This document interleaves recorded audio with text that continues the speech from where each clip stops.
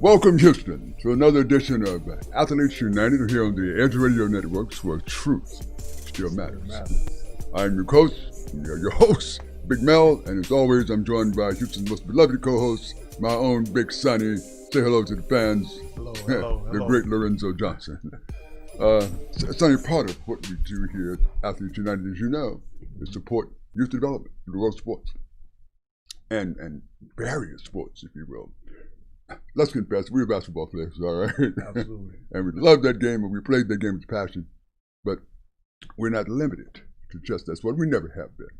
What we have today with us are some very intriguing guests, the coaches, if you will, and a couple of players somewhere in the studio audience of Team USA Junior Olympic Volleyball. What a difficult game. I could never get down the particulars. I was never good at the technical part. It's very technical. But I know how to jump up and hit the ball over the net. Right. Because that requires raw strength. And we want to understand what they do and how they do. And we're going to talk to them a little bit and get to meet them. Intriguing people. This is Coach. Would you give us your name, please? Sean McQuarrie. Sean McQuarrie and Jen McQuarrie. Jen McQuarrie. And they are, again, the coaches of USA Junior Olympic Volleyball. Coach, tell us, in your own perspective, the development aspect of volleyball. It is I think, the most technical sport. Mm-hmm. Fundamentals are the most important thing. So starting early before developing bad habits and everything is so important. Because you have to think about it. You only touch the ball, for 25 points, because each set goes to 25 points. Uh-huh.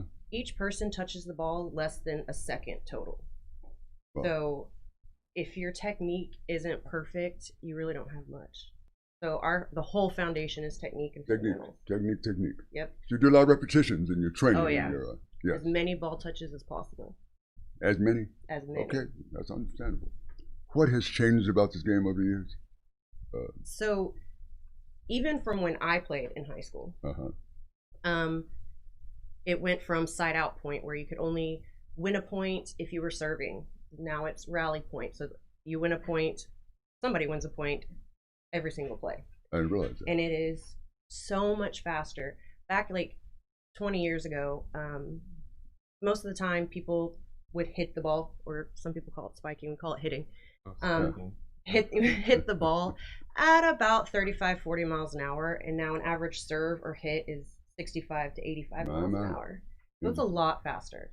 Much better athletes, I would imagine. Yeah, also. for sure. Coach, what other than the number of players on the court at any given time, how does this differ in rules and regs from, say, beach volleyball?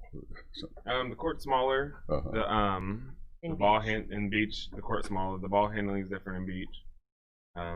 You use two hands in beach. You can't push the ball over the net with two hands. You can't receive or be served to with two hands. So that changes the game completely. As in club or on the court, we use hands for everything that we can to set or to dig or anything like that. Can one side touch the ball more than a couple, 3 times? No, just 3. No, that's the same. That's the same. 3 times, yeah. And you're out. That's it. So that's like baseball in many respects. No, I'm kidding. But you see guys dive all out of bounds. It seems they're saving. I mean, it's out of bounds sometimes. It looks like. Yep. And you have to run into the sand sometimes. Yes. Can I hit it around the net? No, I wish. That'd make it easier. I see. I don't think you'd have to hit around it. You should be above it. I see. Both are going to be above it. What is the average age of, say, youngsters competing at the junior Olympic level? So most of the time, people start as early as 9, but volleyball is so fast-paced that 9-year-olds typically don't have the eye-hand coordination that it takes to go at the speed of volleyball. So you just kind of work on individual fundamentals at that age, and then you really start to compete on the court with the team at around 12. That's about the average age to start on a team. And we go through 18 years old. And then we send them off to college. Send them off to college. Yep. And so club volleyball for perhaps 8 years or so, then off to college. Yep. Give me some sense of level of success you've had with college 100% of our seniors have received scholarship offers. Is that right? Whether they take them or not, it's up to them. Did you say 100%? 100%. Wow. That's amazing. That doesn't mean everyone takes their scholarship. Correct. Some people don't want to play in college, and their parents want them to just develop the social skills. And being an athlete develops you so much more than just being able to be good at volleyball or basketball or whatever. It is, I personally believe, the thing that develops a person the most for just life in general. And so a lot of parents, they think that it's worth the investment to put them on a team that's competitive just for that, which I agree with. We talk about sports as development. That's why that word comes about, because it's socialization. It's understanding, something about your environment and the broader community. I know this. I'm gonna interject for just a second. I know that you mentioned the word fundamentals, and it's you see it's so true across all levels of sports, basketball, volleyball. Being someone that's taught basketball myself, Pops as well. One of the most frustrating things for me would be, in dealing with that, I often get kids 8th, 9th grade, and I found myself having to teach them things, right? And I know this is your frustration level is going to come in right here. Yeah. Having to teach them things that they should have known years prior to coming to you. Yeah. Let's. The struggle is real. Yeah, let's speak about that.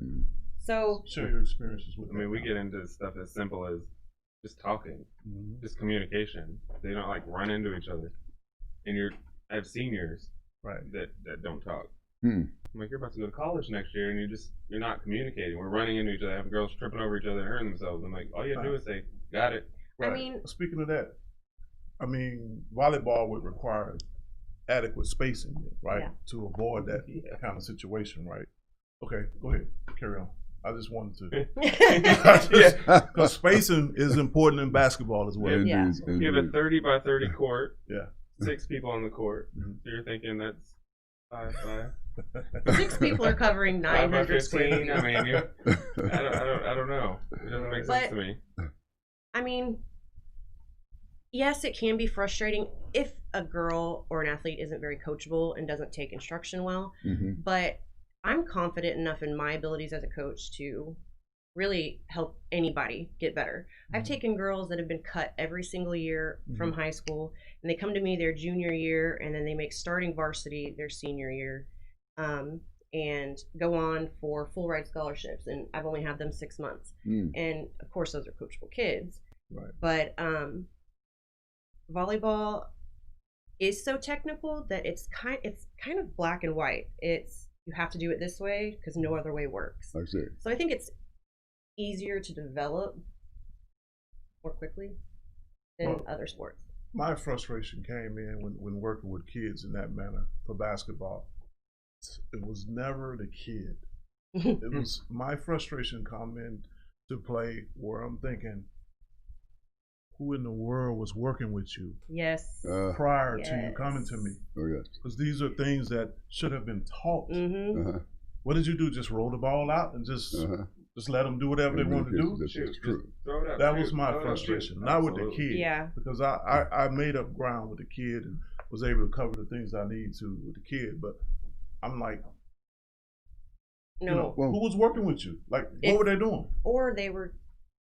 I think that we do have a really big division in volleyball where you have high school coaches and you have club coaches, and there are some incredible high school coaches. But unfortunately, a lot of the districts have to take, someone that's actually a tennis coach or a softball coach and put them into the volleyball coach position, and they don't know enough. So these players throughout their school year develop really bad habits, and we have to break them. I see.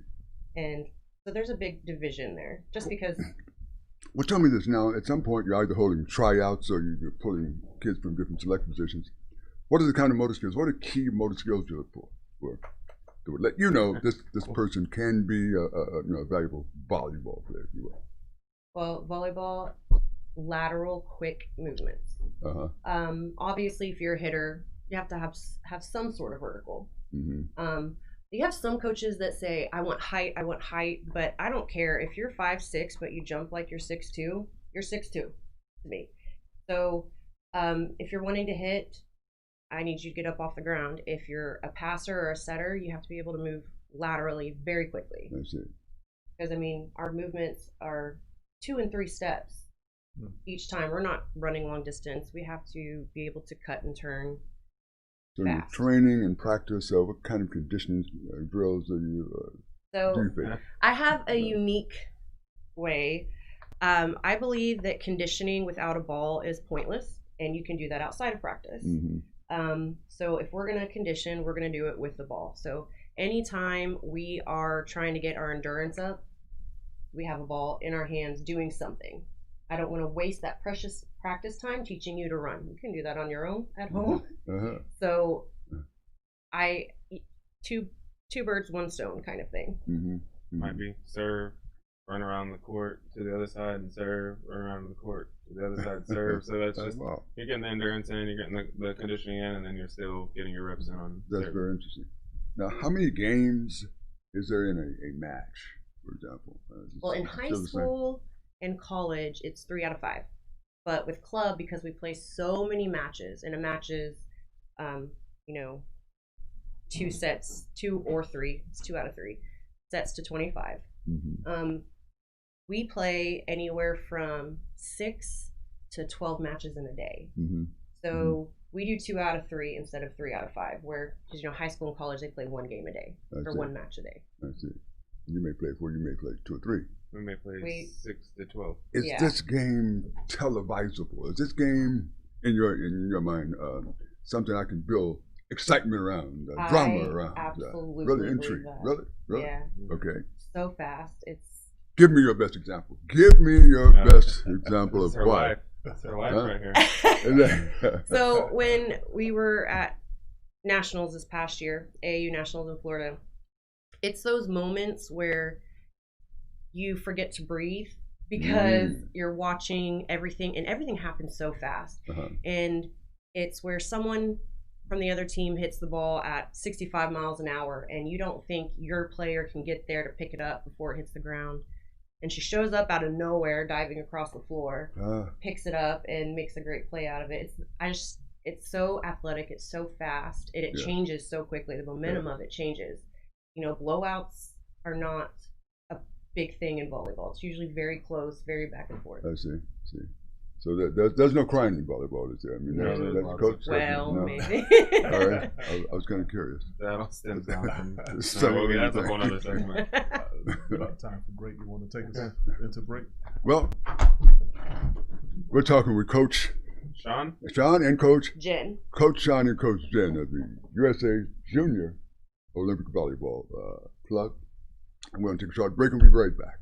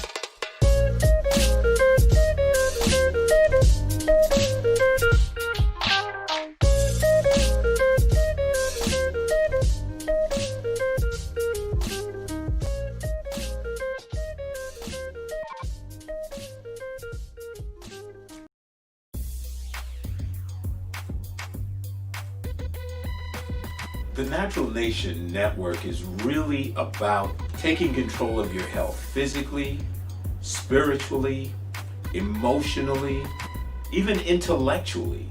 because there's so much out there in misinformation. There's a lot of people now that are suffering from all sorts of diseases that they really wouldn't have to suffer for if they had better information.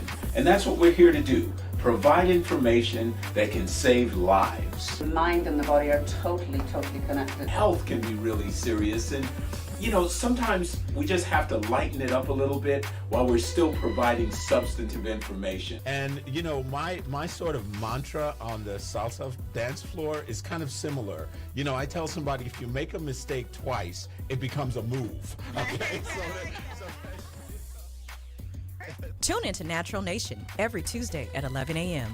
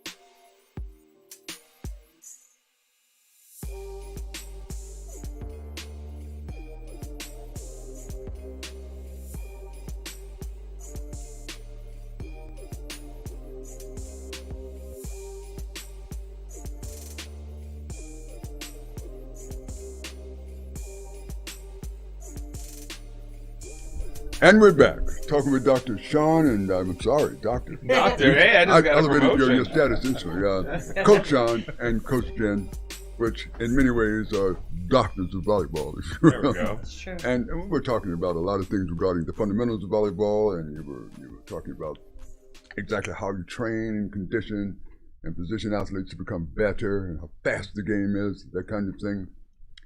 There is a particular skill that I want to understand. Can you give me that hand? What does it look like? So you close one fist, Close one fist. and then wrap the other one around. Oh my God. And then point your thumbs. And point your thumb. Put your thumbs down. And you're supposed to directionally hit a round spheric object. Yes. Really? That's traveling about 65 to 80 miles My an hour. God. My God. Goodness. There's no telling where that ball is going to go once it hits you. Right. Hey, we get hit in the face because sometimes you don't have time to react. It's so fast. You get hit in the face, the shoulders, the knees, My.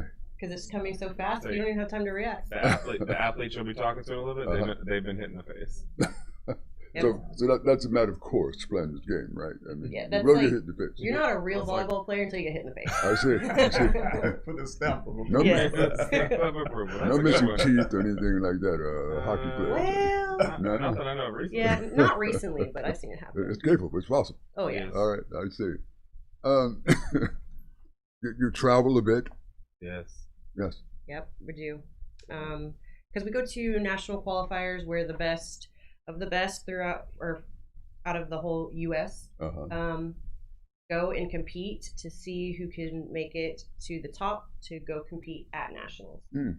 So, last year was obviously a little bit different because of COVID, but we start to travel in February and then through March, April, May, and then nationals are in June. Mm. Okay. And you are based Allegiance is the name of the volleyball club. Allegiance Volleyball. Allegiance Volleyball. Let's say that louder. Allegiance Volleyball. There you go. Absolutely. And you're based in Woodlands, Texas. Yes, Woodlands. we're in the Woodlands. Yeah. Explain to us what Woodlands, Texas is and why it has such intrigue. Well, youth sports. the Woodlands is growing like crazy, Okay. and it's actually Conroe area. But we take people from Huntsville to Livingston, Humble, Sugarland. Mm-mm. We've had people come from Okay. Bryan. Sugarland. Oh. That's kind of far. Yeah, it is. But it's worth it, you know? Yeah. Mm-hmm. To get good coaching. Yeah. Absolute good coaching. Yeah. Absolutely. Excellent Key words right there. So this is seasonal. I mean, or is it? It's pretty much year round. I might. Yeah, we don't get much of a break. I do believe breaks are very healthy, so I'll give them a week or two here and there. But it's mostly all year. Even the competition. For the most part, competition starts in December, and then it usually ends end of June. So, and then we have tryouts in July, and then we have skill building August, September, October, November, and then we start back in competition. So we're training. You get a little bit of a break, but not much. Not much. Yeah. Not much. Not much. Is there cross training things that you would recommend? I mean, obviously you got to have certain skill sets, an athlete at that level. But one of my biggest pet peeves is long distance running and heavy weightlifting. I am completely against that. It trains all the wrong muscles. We are not long distance people. We're doing quick sprints, quick movements. And so if you need, you can build endurance by doing short sprints. And, we don't travel 100 yards at a time. We travel 15 to 35 feet at a time. So long distance running is, I think, the worst thing you can do for volleyball. And then we need light, a lot of times just body weight lifting. There's no point in heavy lifting. We just need to tone and get those quick jerk muscles toned up and ready to act fast. We don't need heavy. That's it. Interesting. No. Why does volleyball practice happen at 5 a.m.? No. That's a high school thing. Our that's high is in school. the evening. I don't know what that is. You got me there. That's probably a reference to how long ago I watched volleyball. How long ago I was in college. But they still do it. High schools and junior highs practice 5 a.m. Yeah. What's the necessity of that? Is there any logic? So they're outside of the school day. They want to have the practice before school starts. That it doesn't interfere with their periods. They get more time with the athletes. That's really the only reason. Yeah. Competing interests of the gym. Yes, exactly. Right. Yeah. Especially when you have like basketball training and volleyball training and whatever else has come in. Sometimes football has come in because it's raining or. Good. So if I'm 18 years old and I want to come out for the team, is that possible? So it is. As long as you're still in high school, if this is for some reason, which we don't come across this hardly ever, if it's your 5th year in high school, no, you're not eligible. If it's your 4th year and you're 18, you still have basically 1 year of eligibility. I see. The guys on the 5-year plan don't. No, if you're on the 5-year plan, won't work. Typical high school season would start in what month and finish in what month? High school is August to as late at the exception of this year, through the end of November. Okay. And then we start. We're still training throughout that time, and then we start tournaments in December and starting to get ready for those national qualifiers and nationals in June. I know you said earlier, typical matches best 3 out of 5, right? For high school. For high school, for like a typical season for high school, like how many games would they play in a high school season? Anywhere from 25 to 35. Yeah, for high school, and then on a Saturday we play 12. Yeah, in one day. We can play up to 12 in one day. That's why we do 2 out of 3. We usually have for USAV up to 100 matches in 3-4 months. It's a lot. That's a lot of work. It's a lot. It truly is. Break Once again, we're talking with Coach Sean. Coach Sean and Coach Jen. USA Volleyball Junior Olympics. We're going to take a short break and we'll be right back.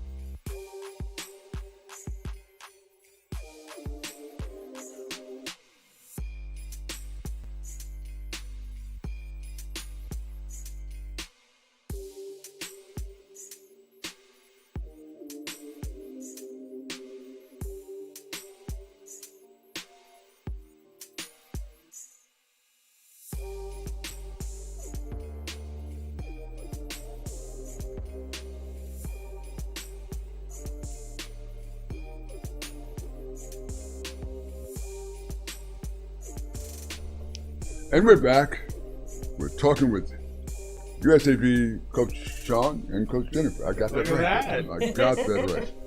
And we're talking about USA Volleyball is the junior Olympic level, club level, and there's a lot of strenuous time and effort we were talking about as we broke. Coach, give me some idea of the typical recruiting season from colleges and universities towards these athletes. Games that are out a little bit now.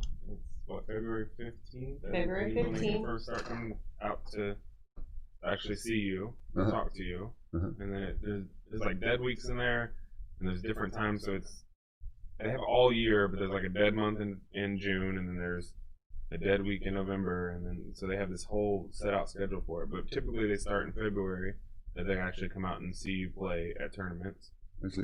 And then that runs through.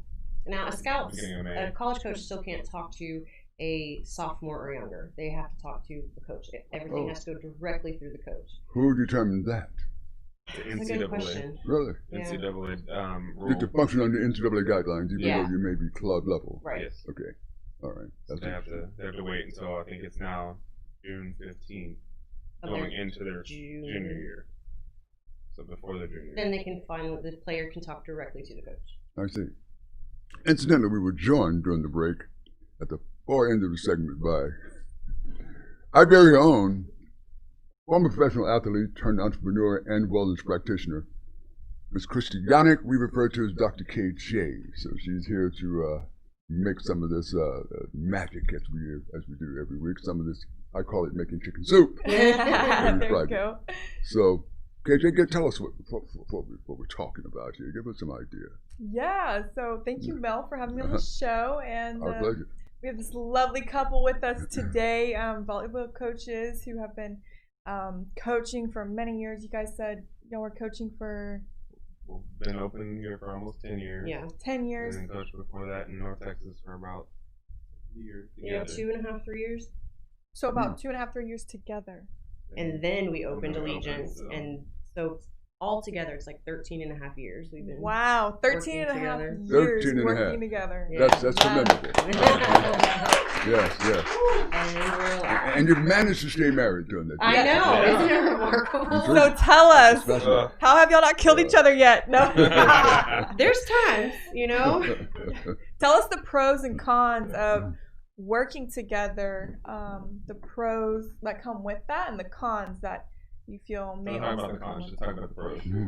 Well, okay, we are fortunate that we actually like each other. Yeah. That helps. And we do, just like any working relationship, there's boundaries and you stick to them and it works. And the good thing is when we go home, we don't have to catch up on work. We get to talk about other issues and other things going on in our life. And so when we're not on the court, it's kind of just about us, not catching up about our day. We were with each other all day. Do y'all have a boundary of when y'all put work aside, y'all don't talk about work anymore? You'll have y'all's you time, date nights, stuff like that. Where y'all just don't talk about work at all. Y'all don't bring it home. Is there boundaries, and what tips could you give somebody who works together and in business and life together, couples? So just like any other job, sometimes you just go home exhausted and it's been a long day, it's been a rough day. And I am fortunate enough, I don't have to tell him, he was there. And so I can easily say, let's veg out and talk about nothing. And he respects that because he knows you have to have that mental break, Absolutely. And, I'm fortunate enough that he considers me the head coach. Yeah. Yeah. He's a smart guy. You got it. Hammer now. And so, he listens to me and, he obviously gives me his input and everything. But at the end of the day, because this is something that I've wanted since I was, 13, that he kind of gives me the final say. I've always said she owns it, I just work there. All right. That makes sense. Just tell me what to do. Toss the ball in. I got it. Got it, coach. No, it's probably a foregone conclusion that any offspring between you two will Michael love volleyball. Yeah, I have a daughter that is almost 12. Ah, she's 11 and so she's 11, and so normally she would play on a 12s team, but she practices up with a 17 and 18-year-old. Come on. Yeah, because I mean she's been doing it since she could walk. I mean before she was even talking, I was working her elbow fundamentals. And we have a lot of high school coaches already trying to get her to come play at their school. She's in 6th grade. Wow. Not even at the high school level yet. Not even junior high level. Is that interesting or what? I have a question actually. I think this could benefit a lot of people. Like, I want to know what is one thing that you feel keeps you two centered together? Like the magic sauce that keeps you two centered. It could be faith, it could be family, it could be just that one thing that keeps you two centered, grounded, together. Obviously, faith and family is number one. And we always say unified front. No matter what it is, we're gonna unified front. Everybody's gonna see that, and if we need to discuss it right in the office or at home or something like that. I mean, that's probably the best thing. But faith is like the foundation of not only our marriage, but our family and our club. Yeah. You know, we do Bible studies at practice. We take 10 minutes out just to talk about how we can challenge each other and keep each other accountable for the week. You know, we pray so many times throughout practice and games and everything. So, I mean, I truly think that if we didn't have that, I don't think we would even still have this business. Really? Yeah, I agree. Amen. Yeah. I love that. So that's foundational for you. Yeah. Absolutely. Yeah. Now, you find yourself sometimes in a tough, tight game going, in the name of the Lord. Yeah. Let us win this. Please let her make this in Jesus' name. Yeah. Well, I mean, that's understandable. And I think that's a great method of unifying the cause and the purpose. You're not excluding anybody.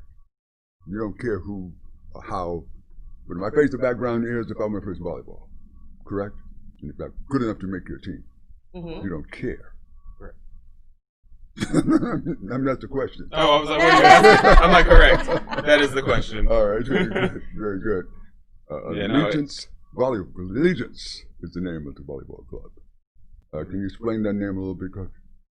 Allegiance definition is integrity. So we've always had integrity, even playing on the court. When it goes to a crucial point or something, and they hit the ball and it might go out of bounds, somebody calls it out, but my girl's like, Coach, I touched it. We're like, well, go tell the referee you touched it, because I don't want to win by lying or cheating. I want to win by doing the right thing. So it's always been integrity. We call them honor calls. Honor calls. Good. So it didn't take long to come up with this name. No, not at all. And I love that symbol there. What do you guys? The volleyball with the Texas flag. Yes, yeah. Lone Star. Because we're here. We make that clear to everybody. That's right. So this is what people know when we travel. We go to Boston, Vegas, Atlanta. There you go. Florida. They see the logo. It's on all our uniforms. And don't you mess with Texas. Nope. That's By right. all means. That's great. That's great.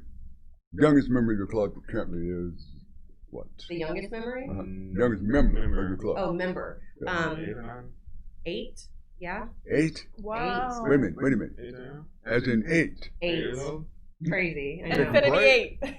They practice, so they're in the red shirt or the developmental program, so they start to grow and learn the sport. Oh yeah. And then they'll have an opportunity to come watch the older girls practice, or the older girls come watch their practice, and they kind of get to work with them, set up mentorship. We may be missing something here, Dr. KJ. Wow, 8 years old. There's you can't do a lot of teamwork stuff at 8 because the game is just way too fast. Right. So it's just all about getting to understand how to handle the ball, the weight of it. You know, we tell girls to walk around the house with the ball just to, understand how if it touches you on your right hand in a funky way, how to adjust and have the turnout that you want. So you're very limited at 8, 9, sometimes even 10 years old on what you can do. But there's still things. Sure, yeah. So training for, the younger generation, 8 to, what is that, 10 maybe? Yeah, 10, 11, depending on the kid. Yeah. We find that the taller ones are usually later bloomers with hand-eye coordination. Sure. Because they're still trying to learn their body, where this 11-year-old that's been the same height for a year they've had a whole year to understand their body and how it works and how long their arms are. But these girls that are growing so fast, by the time they understand what their reach is, it's 2 more inches. And so, they typically are a little bit behind, but they catch up usually around sophomore year, probably. I see. Yeah. That development stage. Yes. There is such thing as professional volleyball, is there not? Well, to the extent we understand it. So obviously you have, Olympic volleyball. So before this whole pandemic thing, they were talking about having a U.S. volleyball professional league to come out in late 21, early 22. So I'm not sure what the plan is now, but volleyball has been evolving to get it ready for people that may not necessarily know the sport but find it exciting. So that's why it's sped up so much in the last 10 years.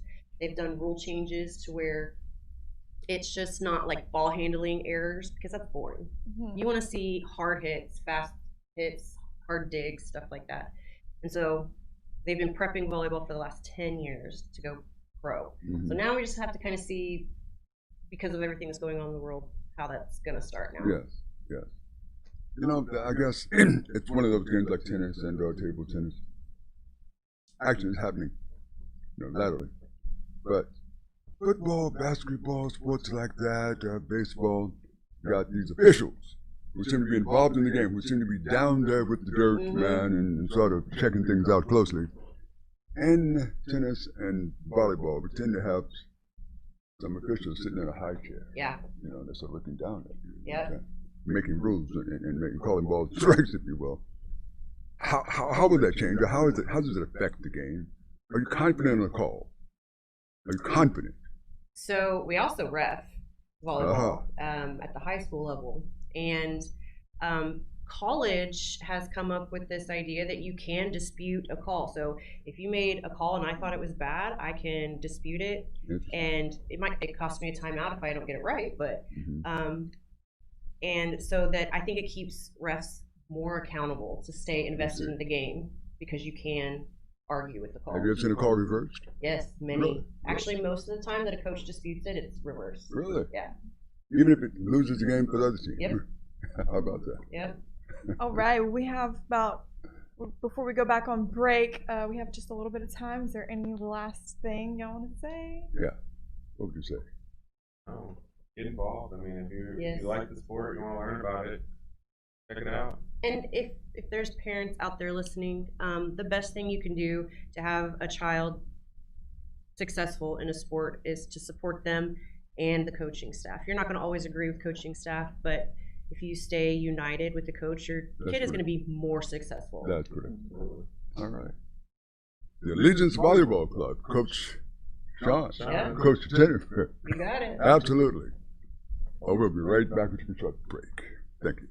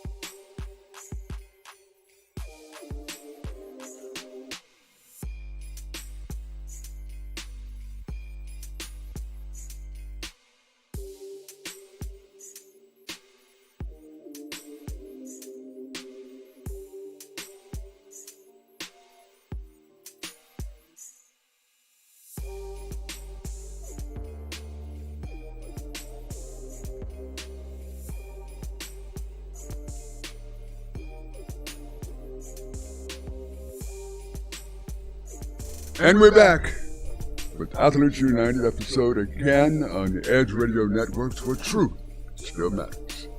We've been talking volleyball this morning, USAV with Coach John and Coach Jennifer. I remember it, see. And they've developed an intriguing volleyball organization here, a training organization, a people development organization, if you will, more so than just volleyball. And we have a couple of the athletes with us this morning, and we're going to ask them to give us their names, starting right here. I'm Rebecca Jackson. Rebecca Jackson. And? I'm McKenna Sister. And McKenna? Sister. All right, I'm going to let you say that. Welcome. We're so glad to have you on today. Absolutely. We heard there would be some youngsters from played volleyball. I was expecting a bunch of little kids about that loud, noisy with some bubble gum, and a baseball cap. Happy to know that you guys are here. You've actually won something related. You've won third place. Yes. Unlike most consolation prizes, you actually win this one. Yes. This is not one given to you started by default because you didn't win the championship game. You actually won. You competed for this. Let us see that trophy if you can for a second. Wow, hold that up. That's impressive, ladies and gentlemen. You actually won this someplace. Now, exactly where did you win this, if you will? What tournament? It was a tournament in Florida. Wow. Yeah. Out of town. Yes. Out of town.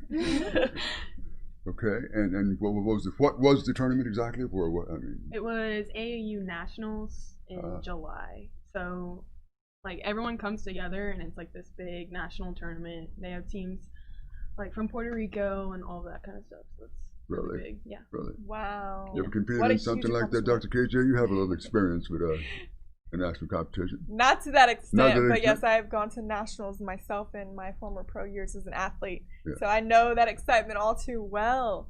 I want to know, how old were you two when y'all got into it, and what was one thing that you remember kind of inspired you into volleyball specifically? I was probably 12. 7th grade, and all my friends were doing it, so I just liked it, and then I just stuck with it until now. Yeah. I started playing volleyball in 8th grade, and then I went into club 9th grade, so I was probably 13 to 15. Yeah. Were you fast, quick, coordinated? No. No. I believe I was pretty fast. Yeah. I was doing the thing out there. Yeah. I was very awkward and had to get with my body for sure when I first started. Well, you guys are not average height for females. I mean, you're kind of tall. Yes. Yes. Typically speaking, the taller the athlete, the less of an athlete, typically speaking, which explains why we consider athletes like, Shaquille O'Neal and Wilt Chamberlain and Kareem Abdul-Jabbar, we consider them freaks because they're super coordinated and super athletic to be that doggone tall. So you've overcome something, recognize that. Yes, okay. I think I was in tune to my body very fast for my height as a woman. Wow. Can you tell us this? Go ahead. No. Go. I'm sorry. She's going to answer a question before I ask it. I mean, she's ready. All right? Listen, you decided to be an athlete at some point. Mm-hmm. You decided that's what made you tick. And about what age was that? Did that separate you in any way from the crowd, the gang, if you will? For sure. It definitely separated me from my friends, like not being able to go out all the time. And because I was always at volleyball, because that's what I wanted to do. I wanted to be the best. And in order to be the best, you have to practice all the time. So probably about 15 is when I decided to really put everything into it. Wow. Yeah. My parents, they're very tall, and they were dedicated athletes. So they wanted me to be one too. So around 5th grade, I started playing basketball very seriously. Really? And then I was like, this is not for me. And 9th grade, I was like, yes, volleyball is where my heart is. Really? Yes. What particular sport did your parents compete in? My dad was a swimmer. How about that? And my mom she played track. She ran track. Ran track. Yes. That's powerful. So tell us y'all's positions on the court with y'all's height, everything like that. I'm curious the positions you two play. So I'm a DS, but I was a hitter for Explain to our viewers what a DS is. It's a defensive specialist. Defensive specialist. Yes. All right. And I'm a person that I never score. Well, sometimes I score. Sometimes. But, yeah. But I'm all defense, and Becca is all offense. Really? Yes, I'm a hitter. I'm a middle blocker, as they call it. I see. Yeah, I'm an offense player. I'm the one who puts the ball down, usually. I see. Yeah. You score. Yeah. So if something gets past the first line, you're the last line of defense. Kind of. Kind of, yes, sometimes. And only you're offensive minded. Mm-hmm. I see. How many people on in any given court at a time? Six at a time. 6? Yes. On each side? Yes. So 12 altogether on each side. Okay. Yeah. I'm confused. I asked the wrong question, obviously. So how many? Let me ask that again. How many players are on the court at any given time? So there's 6 on one side and 6 on the other, so 12 altogether. 6 per team. Yeah. 6 per team. Yeah. Thank you, Dr. King. Let's simplify that. Having Elmer Fudd disease over here just enough. Listen, if now I'll ask you the same question I asked Coach. If I'm 18 years old, I'm 17, 18 years old, I've gotten a sudden, surge in energy, and I'm filling my court, and it's a little bit better, and I feel like an athlete. You think I can come out and play this sport at a reasonably competitive level? 100%. If you put all your efforts into what you believe you can do, you can do it, I believe. So yeah, after college, I believe that many people can go do professional, make this professional.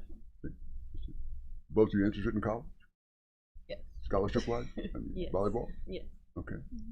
Now you're being recruited, obviously. Huh?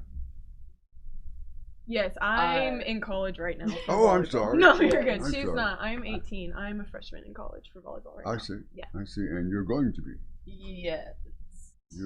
I'm a junior in high school right now. And you're confident you're going to be a recruited athlete? Yes. Did you hear them? 100%. Well, I'm going to 100%. get my scholarship. Right, so...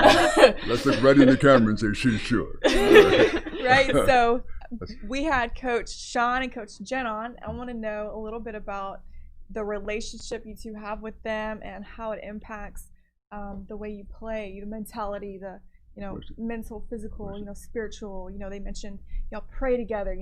Y'all are doing these things together and coming together all the time, and so it sounds like there's a bit of a good relationship there. I want to kind of hear how that's how big of an impact they've had on y'all's lives. On my life, they've had a very big impact.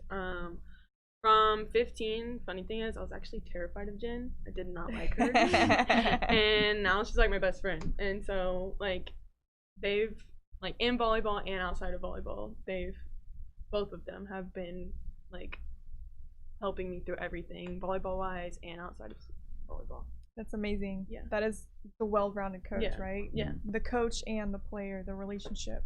Yeah.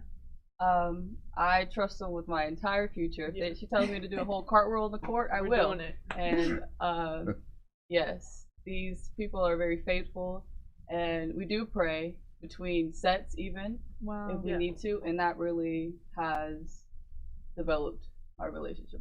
Wow. Prayer is so powerful. I think we can all agree with that here. Without a question.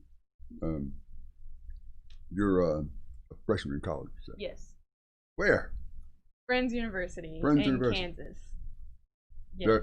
In Wichita, Kansas. Really? Yes. How about that? Yes. Is it a faith-based college or? Yes, it is. Okay. It's a Quaker-based college. There are Quakers in Kansas? Yes. Is that right? Yeah. Interesting. You have a competitive schedule there, obviously. Yes, I start my day at 6:30 in the morning, and I don't go to sleep until 11:30. My. Yeah, going all day. That is a long schedule. So as you're sitting there considering where to go to school, you said, I know what I'll do. I'll go to Friends University in Kansas. Is that how it works? Yeah. It was just kind of I just went for it, and I was whatever happens, gonna happen, and God He's in control, so you just gonna have to let Him take over. Amen. And thus far, it's working out just fine. Yeah. All right.